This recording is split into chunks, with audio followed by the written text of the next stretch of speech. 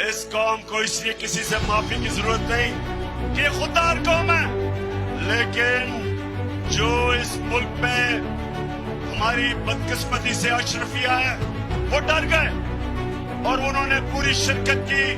اس ملک کی ایلیٹ نے ایک 22 کروڑ کے منتخب کیے ہوئے پرائم منسٹر کو انہوں نے سب نے مل کے سازش سے ہٹایا، اور ان سب نے یہ سمجھا کہ اب تحریک انصاف اور عمران خان کی قبر کھد گئی ہے اور اب اس پارٹی کو اللہ حافظ کہہ دو۔